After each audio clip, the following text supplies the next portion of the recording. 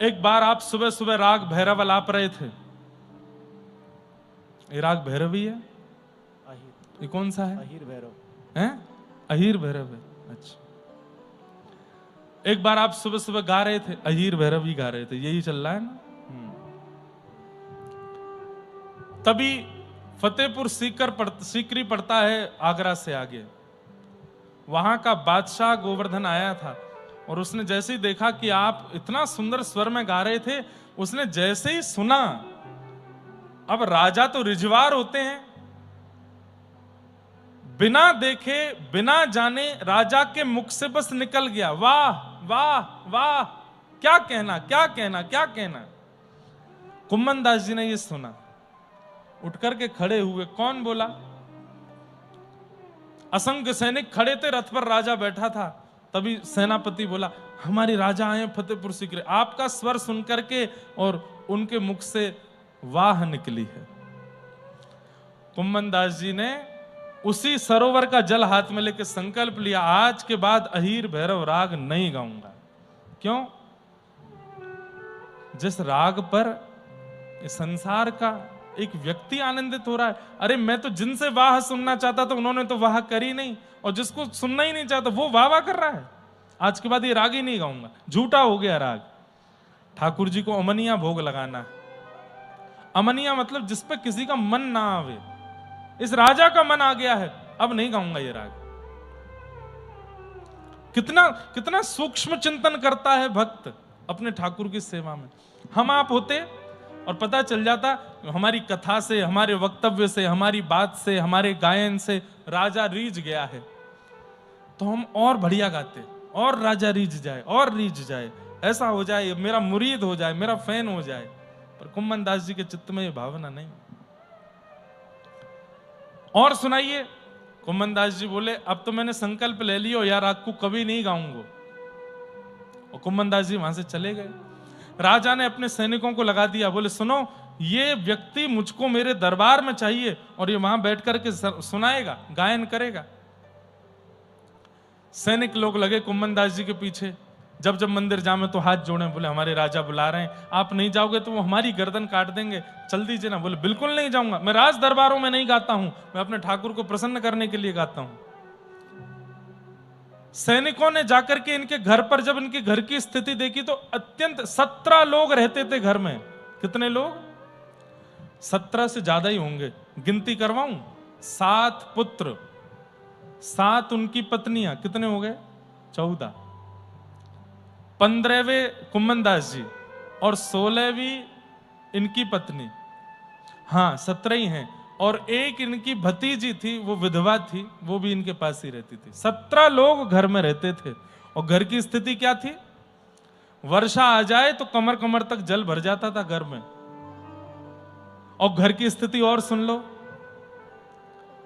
कुम्मन दास जी एक बार अपनी भतीजी से बोलते हैं, अरे सुनो, क्या तिलक स्वरूप करना है तो आरसी ले आओ और आसन ले आओ। तो इनकी भतीजी बोली, आरसी तो गैया पी गई। और आरसी जानते हैं किसको कहते हैं? वो गाड़ी वाली आरसी नहीं, आरसी बोलते हैं शीशा को, मिरर को, दर्पण को आरसी बोलते हैं। तो आपने अपनी भतीजे से कहा कि हमारे एक पंडित जी बैठे हैं, एक बार मैं यही चरित्र कहीं सुना रहा था, तो शाम को कथा के बाद मुझसे बोले, महाराज जी कुम्मन दास जी के समय पे बाइक थी? मैंने क्यों? बोले वो आरसी मंगा रहे थे अपनी भतीजी से। मैंने कहा वो वाली आरसी नहीं है यार, ये आरसी का मतलब होता है शीशा, दर्पण, उसको आरसी बोलते हैं। तो आपने अपनी भतीजी से कहा तिलक लगाना है, आरसी ले आओ और आसन ले आओ। तो आपकी भतीजी ने उत्तर क्या दिया? आरसी तो गैया पी गई और आसन बछड़ा खा गए। तो सुनने वालों को लगा कि ऐसी कैसी आरसी है भैया जिसको गैया पी गई, दर्पण को गैया कैसे पी सकती है? तब किसी ने पूछा, बोले गैया कैसे पी गई, आरसी तो पी नहीं जा सकती। बोले अरे भैया, एक कठौता है, उसमें जल भर के उसमें मैं अपना मुख देखता हूं, उसी को आरसी बोलता हूं। और जो गायों को लगने वाला चारा है वो चारा ही मेरा आसन है, उसी को नीचे बिछा के बैठ जाता हूं। तो भतीजी कह रही है कि आरसी तो गैया पी गई और आसन बछड़ा खा गए, मतलब चारा खा गए, कुछ है ही नहीं। इतने गरीब। आप पगड़ी पहनते थे सिर पर, उसमें 17 जोड़ थे। जोड़ किसको कहते हैं? मतलब एक वस्त्र को ही पहन लेना, ये एक जोड़। पर आप एक ही वस्त्र 17 जगह से फटा हुआ है, उसको जगह जगह से संभाल करके, मोड़ करके, ऐसे करके पाग पहनते थे कुम्मन दास जी। इतनी दीन अवस्था।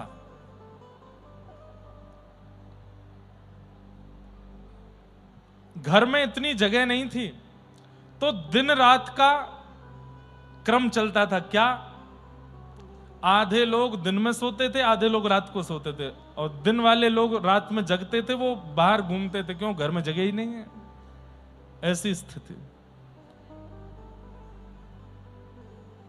सैनिकों ने जाकर के घर की स्थिति देखी, तो घर के लोगों से कहा, एक इतना बड़ा राजा कुम्मन दास जी को बुला रहा है, इतना धन देगा कि गोवर्धन में सबसे बड़ा घर होगा आप लोगों का, लेकिन ये कुम्मन दास जी को बताइए, जा ही नहीं रहे।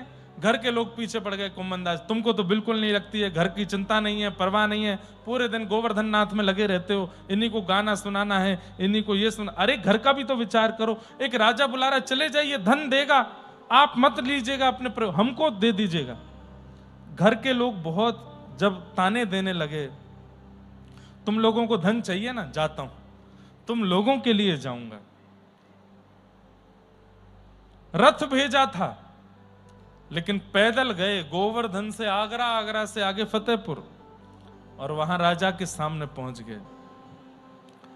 राजा ने कहा, आखिरकार आना ही पड़ा आपको, जल्दी बताइए क्या सुनना है आपको। बोले, राग अहीर भैरव, जो उस दिन आप गा रहे थे वही सुनाओ। बोले, राग सुनना है ना बस, शब्द कुछ भी गा सकता हूं। बोले, हाँ शब्द में आप स्वतंत्र, कुछ भी गाओ। तो कुम्मन दास जी बोले, सुनो फिर। भगत को कहा सीख सो काम, भगत को कहा सीख सो भगत को कहा सीख सो काम, भगत को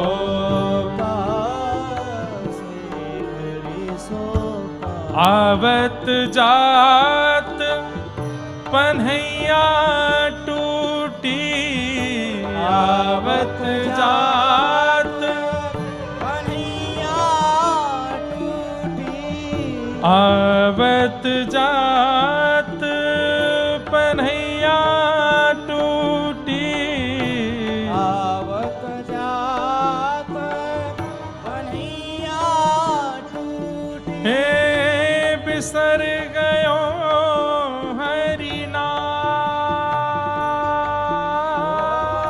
बिसर गयो हरि नाम, भगत को कहा सीख सो काम, भगत को कहा सीख सो काम। अरे भक्त का किसी राजा से क्या काम हो सकता है? भगत को कहा सीकरी सो काम, आवत जात पन्हैया टूटी, बिसर गयो हरि नाम। आज का दिन सबसे बुरा दिन है मेरे लिए। क्यों? गोवर्धन से पैदल चल करके आया हूं, मेरी पन्हैया यानी कि चप्पल टूट गई, पैर में छाले पड़ गए, और 24 घंटे जिन हरि का स्मरण बना रहता था, आज वो स्मरण छूट गया। आवत जात पन्हैया टूटी, बिसर गयो हरि नाम, भगत को कहा सीख सो काम। और क्या कह रहे हैं? जाको मुख देखत दुख लागत, जाको मुख देखत दुख लागत। अरे राजा, जिसका रूप देखना बिल्कुल अच्छा ना लगता हो, ऐसा व्यक्ति सामने आ जाए तो आपको क्या लगता है? बोले, मेरा मन करता है, मेरा मन करता है ऐसा व्यक्ति मेरे सामने आ जाए तो मैं तलवार से उसका गर्दन, उसके सर धड़ से अलग कर दूं। कुम्मन दास जी व्यंग में हंसने लगे, वही स्थिति मेरी हो रही है इस वक्त, पर मुझ पर तलवार नहीं है।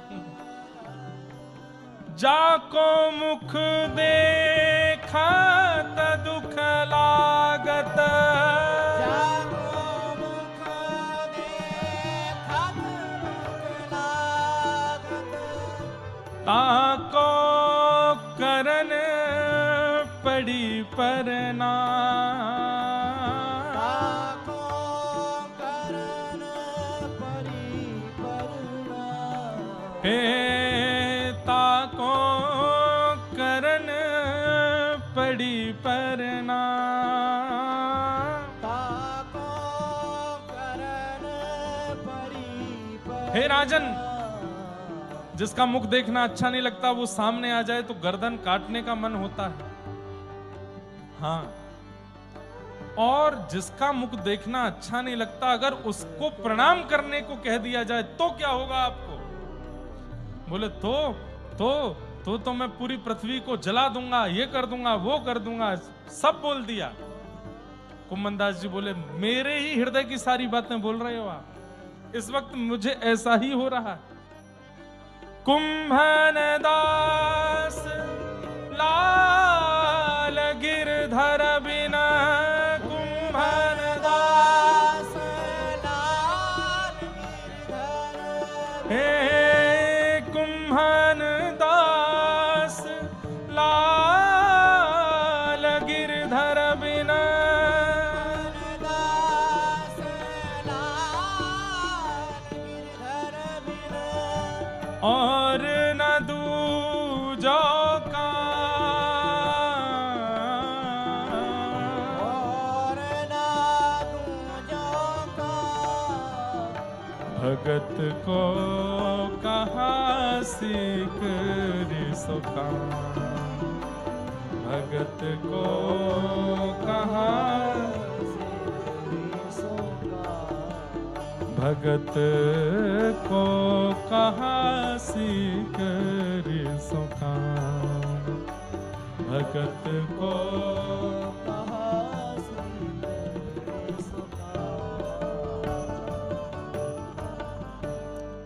राग सुना दिया राजा के मतलब का और बातें कह दी अपने हृदय की।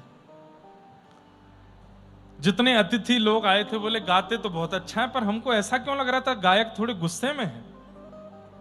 नहीं नहीं नहीं, नहीं ऐसे ही वो थोड़े मूडी हैं इसलिए ऐसे बोल रहे हैं। अब राजा को लगा मेरी तो बड़ी तौहीन कर दी इन्होंने सबके सामने।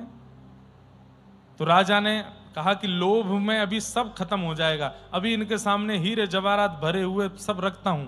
बड़े बड़े मंगा दिए और खोल करके धर दिए बड़े बड़े बक्से, और कहा आप जितना चाहो इनमें से ले जाओ, आप जो चाहो इनमें से ले जाओ, और इसके अलावा अगर कुछ और चाहते हो तो मुझे बताओ, मैं दे दूंगा आपको। कुम्मन दास जी बोले इसके अलावा कुछ मांगू तो दोगे आप? बोले आप मांगने में देरी करोगे, मैं देने में देरी नहीं करूंगा। कुम्मन दास जी ऐसे पल्लू किए, दे दो। बोले क्या? आज के बाद अपना मुंह मत दिखाना मुझे।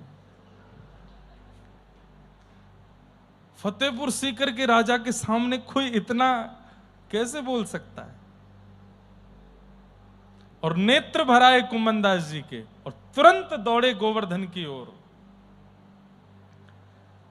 बहुत दूर है गोवर्धन से, 60-70 किलोमीटर होगा। पैदल गए थे, पैदल ही आए। जब तक पहुंचे सुबह हो चुकी थी, मंगला का समय हो रहा था, और पहुंच गए ठाकुर जी के आगे। और श्री ठाकुर जी के सन्मुख बैठ करके रोते रोते गा रहे हैं। क्या कह रहे हैं ठाकुर जी से? हे नाथ,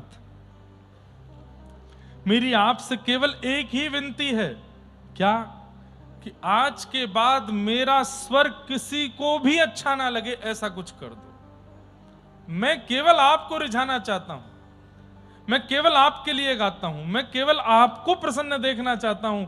ये लोकप्रियता मुझको जो मिल रही है गायन से, ये मुझे बिल्कुल भा नहीं रही है नाथ। मैं आपका होने के लिए आया हूं इस संसार में। कृपा करके मुझे अब आप अपने से दूर मत जाने दीजिए। आज के बाद यदि मेरे कंठ की किसी ने प्रशंसा की, मेरे गायन की आपके अलावा किसी ने आकर के वाहवाही की, मैं अपने प्राण त्याग दूंगा। कोई ऐसा कैसे हो सकता है कि गुणवान होकर के अपने गुण से ही गुण का लोक रंजन नहीं करना चाहता? भक्त हृदय ऐसा होता है। कुम्मनदास जी ऐसे, भगवान ने इनको आज्ञा दे दी, ठीक है। एक दिन की बात, गोसाई श्री विठलनाथ जी ने आपसे कहा चलो गोकुल में भी नवनीत प्रियालाल विराज रहे, उनका दर्शन करने चलते हैं। तो आप गोवर्धन से गए, लेकिन आपकी चित्तवृत्ति तो गिरिराज जी में ही रहती थी, गोवर्धन स्वरूप में ही आपका मन अटका रहता था। आप गोकुल गए, गोकुल में जाकर के नवनीत प्रिया जी का दर्शन किया, खूब प्रसन्न हुए, लेकिन मन बेचैन, और बस ये लगे चलो गोवर्धन, चलो गोवर्धन, अब नहीं, जल्दी गोवर्धन चलो, मुझे गिरिराज जी के दर्शन करने हैं, मुझे गोवर्धन नाथ देखने हैं। लेकिन गुरुदेव से कैसे कहूं कि चलो जल्दी? रात्रि को जब सेवा पूरी हुई तो आपने गुरुदेव से आज्ञा ली, गुरुदेव मैं जाऊं? बोले हम सुबह जाएंगे, हमारे साथ ही चल देना। नहीं गुरुदेव आप आज्ञा करो, मैं जाऊं। और गोकुल से भी गोवर्धन बहुत दूर है। आप रात्रि में निकले, चलते चलते चलते चलते, आपका नित्य नियम था कि मंगला में सुबह प्रथम कपाट खुलते ही कुम्मनदास जी पद गाते थे सामने बैठ के। लेकिन आज मंगला रास्ते में ही हो गई, मतलब आप आधा रास्ता पहुंचे थे और मंगला का समय हो गया, तो इतना रोए, क्या करूं, ठाकुर जी की आज मंगला की सेवा नहीं कर पाए, तो वहीं बैठ गए जो रास्ते में थे, और वहीं बैठ करके मंगला के पद गाने लगे। पद गा करके फिर चल दिए। आपको पहुंचते पहुंचते लगभग आज के समय अनुसार 9 बजे होंगे सुबह के, और श्रीनाथ जी के मंदिर में मंगला हो जाती है 5 बजे, 5 साढ़े 5 बजे ठाकुर जी का मंगला हो जाता है। आप जैसे ही गोवर्धन पहुंचे तो गोवर्धन जाकर के मंदिर में आपने देखा तो अभी तक मंगला हुई ही नहीं है, कपाट खुले ही नहीं है, पुजारी आदि सब द्वार पे ही खड़े हैं। कुम्मनदास जी बोले कीर्तनिया के लिए नहीं रोक सकते सेवा को। अरे मुख्य अर्चक भी यदि किसी दुविधा में पड़ जाए तो भी ठाकुर जी का नियम से दर्शन खुलता है मंदिरों में, यह नियम है। चाहे मुख्य अर्चक बीमार पड़ जाए, प्राण निकलने की स्थिति उनकी आ जाए, ठाकुर जी तो समय से दर्शन देंगे। और कीर्तनिया के लिए ठाकुर जी को 9 बजे तक अभी मंगला ही नहीं हुई, ऐसा नहीं हो सकता। इतने में गोसाई जी यमुना जी के मार्ग से आए गोकुल से, और घोड़े पर बैठ करके जल्दी आ गए थे, तो आप भी उसी समय पहुंचे। तो आपने आकर के देखा भीड़ लगी है मंदिर के बाहर और अभी तो द्वार खुल रहा है। तो आपने आकर के जो मुखिया जी थे सेवक, उनसे कहा सुबह का समय हो रहा है, श्रृंगार दर्शन जिस समय होना चाहिए तुम मंगला करने जा रहे हो, क्या बात है, इतना विलंब क्यों हुआ मंगला में? कुम्मनदास जी पीछे खड़े खड़े सुन रहे थे। बोले जय जय कहाँ बताऊं, आज तो अति है गई। बोले क्यों? बोले नियम है, पहले सरोवर में स्नान करो और अपरस में जाओ, बिना किसी से छुए, स्पर्श में मंदिर जाना है, मंदिर खोल के सेवा करनी है। मैं जितनी बार भी निकलूं सरोवर से, पता नहीं कहां से कैसे करके कोई ना कोई मेरा स्पर्श कर जाए। अब जैसे स्पर्श करे तो फिर वापस लौट के जाऊं, फिर स्नान करूं, फिर ऊपर मंदिर की, और द्वार पे आते आते कभी कोई बालक, कभी कोई बालिका, कभी कोई बड़ा बूढ़ा, पता नहीं। वैसे तो दिन में सुबह सुबह इतने लोग रहते नहीं, आज पता नहीं कहां से एक निकल के आता और आके मेरा स्पर्श कर लेता, फिर मेरा अपरस टूट जाता, फिर जाता। 4:30 बजे से अभी तक मैं 50 गोते लगा चुका हूं सरोवर में जाके, और हर बार कोई छू जाता है। और ये जैसे ही आपका आगमन हुआ है और थोड़ी देर पहले कीर्तनिया कुम्मनदास आए हैं, तो मैं मंदिर के द्वार तक पहुंच पाया हूं। इससे पहले तो मैं पहुंच ही नहीं, कोई भी स्पर्श कर जा रहा था। अरे भली चलाई, वो सरोवर में 2-4 बालक नहा रहे थे, भीतर गोते लगा करके स्नान करके जैसे निकला तो वो निकले बाहर पकड़ने के लिए, उन्होंने तो किनारा पकड़ा, मेरे ही पैर पकड़ लिए, फिर से स्पर्श हो गया। आज मेरा अपरस टूट रहा था, इसलिए मैं सेवा नहीं कर पाया। कुम्मनदास जी के नेत्र सजल हो गए और गोसाई जी से बोले जय जय, मंगला में उठावे वारो कुंभना नहीं आयो, या हमारे ठाकुर जी ने पुजारी जी को स्पर्श तोड़वाते रहे, अब मैं आ गया हूं ना, अब ठाकुर जी की मंगला होएगी। और उस दिन पहली बार श्रीनाथ जी की श्रृंगार आरती के समय मंगला हुई और श्री कुम्मन दास जी ने सामने बैठ कर के पद गाया।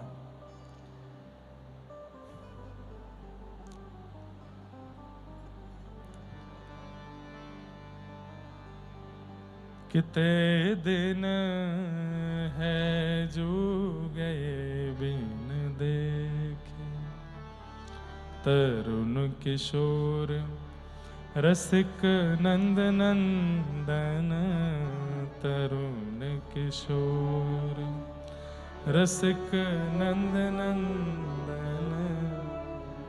बहुत सुंदर पद है बंधु, इतना प्यारा पद है। क्या गा रहे हैं कुम्मन दास जी? कल गए थे, आज आ गए हैं, और क्या कह रहे हैं? आपको देखे बगैर कितने दिन हो गए नाथ, और इतने दिनों में देखो आप कितने बदल गए। कैसे बदल गए? तरुण किशोर रसिक नंदन नंद नंदन, कछुक उठत मुख रेखे।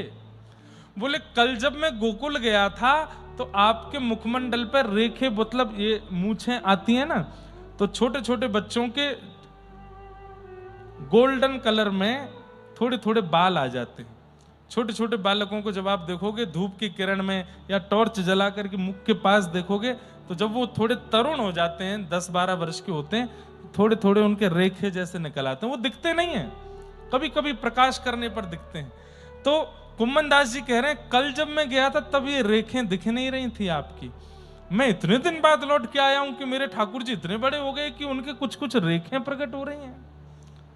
तरुण किशोर रसिक नंद नंदन, तरुण किशोर रसिक नंद नंदन,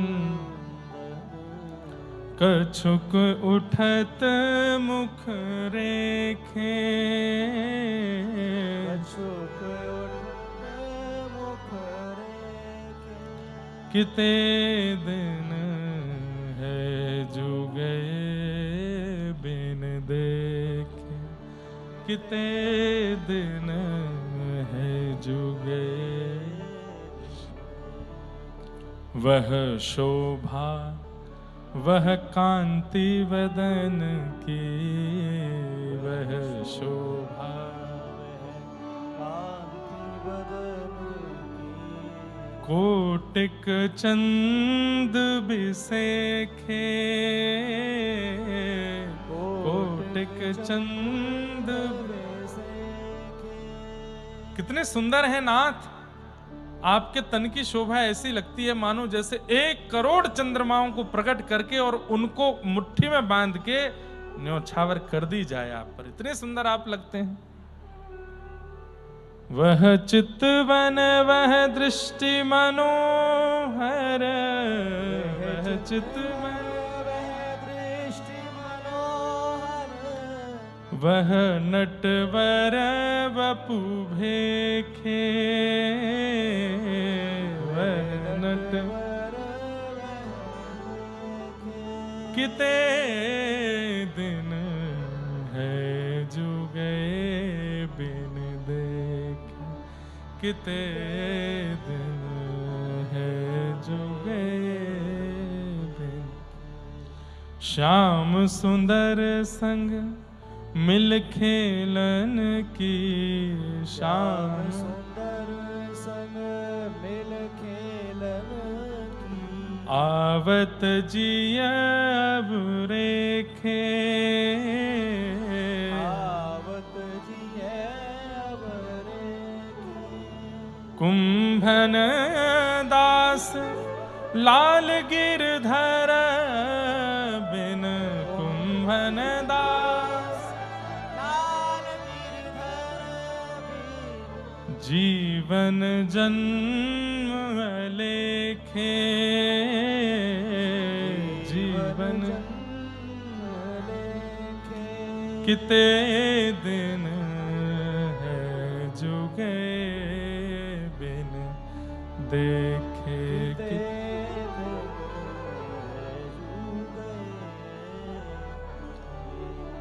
गुसाई जी बोले कुम्मन दास तुम कल ही तो गए थे और आज आ गए और तुम पद में क्या गा रहे हो? कितने दिन हो गए बिन देखे।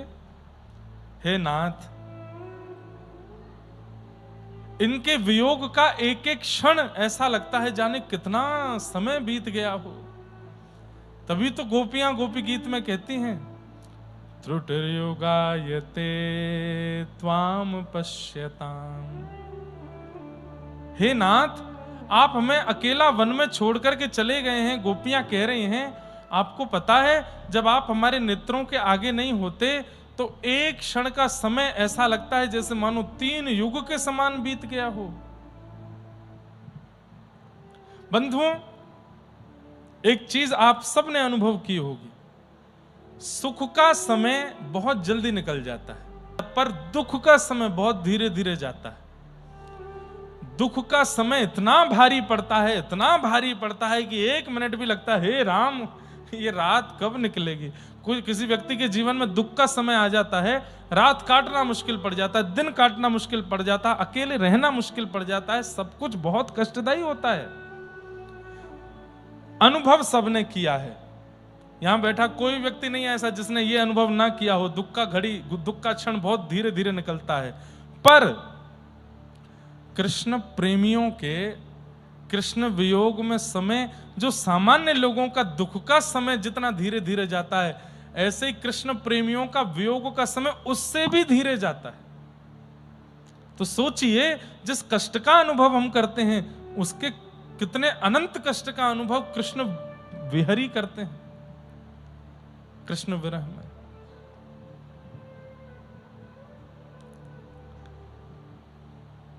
आहा, किते दिन भय जो गए बिन देखे, तरुण किशोर रसिक नंद नंदन कछु उठत मुख रेखे। कुम्मन दास जी की दृष्टि क्या देख रही है, कल मैं गया था तब तो कुछ नहीं थे, आज देखो लाला कितना बड़ा हो गया, मैं कितने दिनों बाद में आया, लाला की थोड़े थोड़े रेखे प्रकट हो गई हैं।